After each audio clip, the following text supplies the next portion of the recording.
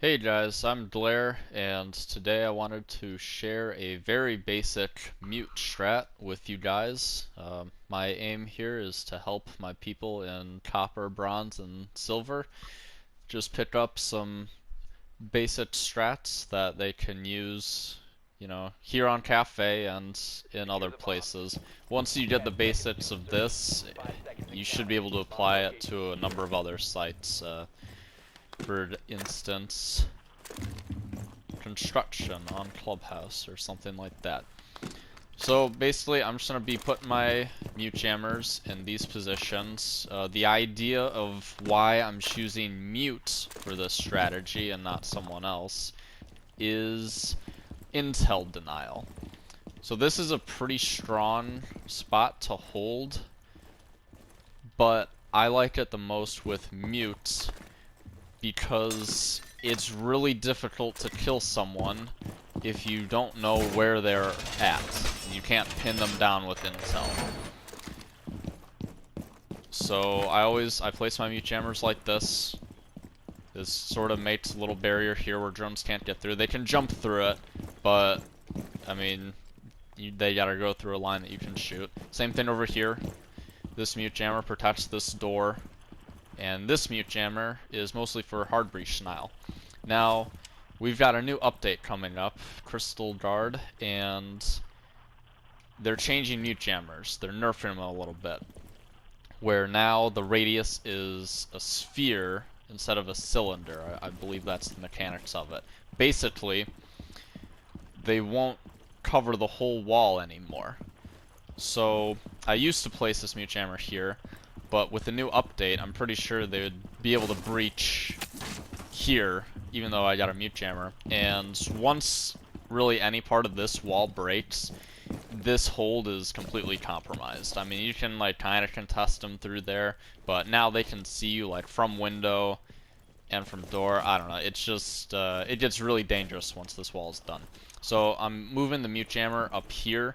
So I'm hoping with the new radius it should protect enough of this wall where any breach is just non-threatening. But yeah, that's the gist of it there. As far as reinforcements, obviously, I reinforced that. You should reinforce these, or at the very least this one, depending on what your dummy teammates go and do. Obviously, this sort of setup is best with the 5-stack, but not everyone is so lucky. So you want to at least get this one done before your teammates reinforce everything else. This one too, and if they've reinforced like any of this middle wall here, you probably won't be able to do this one, but again, ideally that's done. So as far as supporting operators go, if you're lucky enough to not be doing this in a solo queue, I really like having a Jaeger to put down an ADS, at least one, preferably two, but he probably has something else going on. It is difficult to nade you out while you're sitting on this position, just because you're so unpredictable and you should be moving around a lot. There's so many places you can contest pretty safely from. But the added protection of a Jaeger or Wamai, like maybe toss a disc up there or in that corner or in this corner, just to give you some extra survivability. It really goes a long way.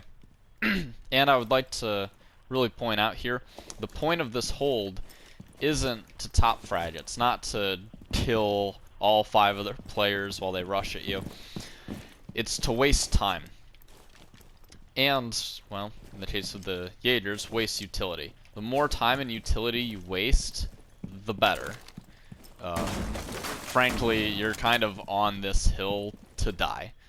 And that's okay. It's okay if you die in this position as long as you waste enough time. Now, another set of operators that help is anyone with a deployable shield. Be it Smoke, Alibi, Echo, anyone really. If you can get a deployable shield set up right here to block off the line of sight here, or just give you some more pixel peeks or a peek around here, it it really goes a long way to improving your survivability and your options of engagement. The last operator that my buddies and I use now and again is Mira. Now, we don't set up the Mira window like to kill through. We reinforce both of these walls, and the Mira sits right here.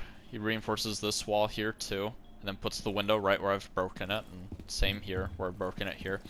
And he feeds me intel on this door and on red stairs here, and also anyone coming through here.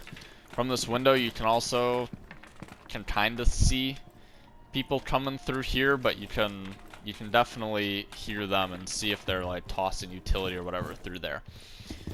So, I mean, you might want to choose other operators. It is a bit of an investment bringing Mira just to sort of sit here and feed intel. But I personally really like it.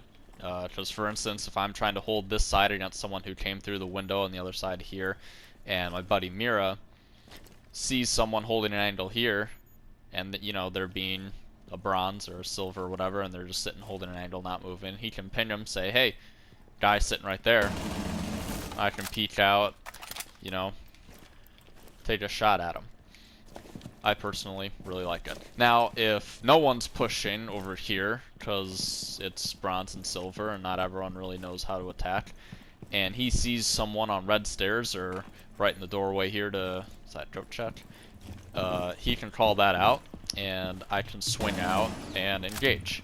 There's a lot of options you can do here. Now, as far as weapon loadout goes, I know a lot of people love the shoddy SMG. I do think it's really good.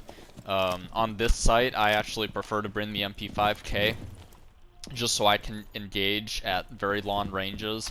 You know, I'm not, I'm not Brede, I'm not Shepard. I can't, you know, I can't hit people all the way down there with pinpoint accuracy with the SMG-11. So I bring the MP5K for that. Typically, I bring the M590, but for this site, I usually go MP5K. Now you'll notice I also opened this up. Again, typically I can't do that. That I'll ask my Mira buddy to open up if I've got him playing. And that's just to toss C4s through. Definitely not like that. But from certain angles you can get it to land right over here and kill someone who's jumping through the window. It doesn't happen often, but it's just another, you know, it's another option. So again, the point is to waste time. It's not necessarily to die, though if you do die, I mean, it's kind of expected. Ideally, what I like to get out of this is wasting about 1.5 minutes and as much utility as I can, and then just getting back into sight here. If you've done that and you get back and survive, I'd say you've done your job spectacularly, especially at copper, bronze, or silver. So, one last little scenario here. Let's say, because at this level, you know, the attacks are pretty disjointed, or they'll all go in the same place. Let's say they all go freezer, and this is just kind of a waste of time. Now, if you've got the Mira here set up, he can just bash this window and open it for you, and with proper setup, you can contest anyone coming through freezer.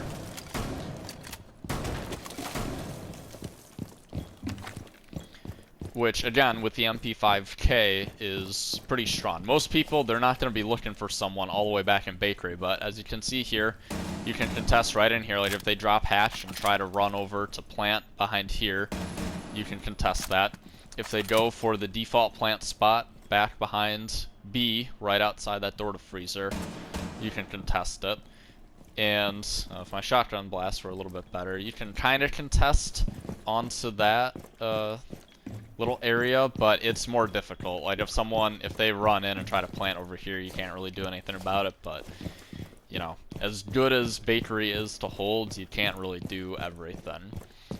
But you can do almost everything. Now if you don't have a mirror or anything and this is a fully hard wall, obviously I think the best thing to do is try to hold this angle and kill anyone who's trying to run in here, or at least slow them down. If they all just bum rush through, then what I like to do is, you know, I'll run down here. If anyone's here, I can contest them. If not, I'll just go all the way around. And at this level, people, they don't really do nomad, they don't do flank watch. So you can move around pretty freely. Again, that's just assuming that you know pretty much all of them are over there. But that'll just about do it for this strat. I'm hoping this will help you guys out. And like I said, there's a lot of places, there's, you know, a lot of sites on maps where you can hold, not on site, but just anchor a room next to site and just make it hell for anyone trying to get into site, you know.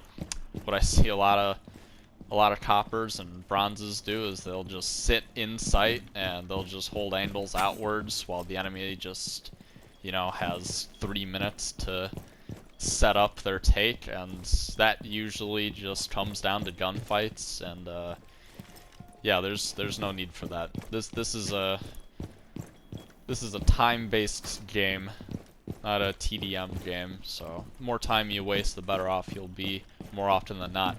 So I hope you enjoyed this video, and if you do, please come back for more. Thanks.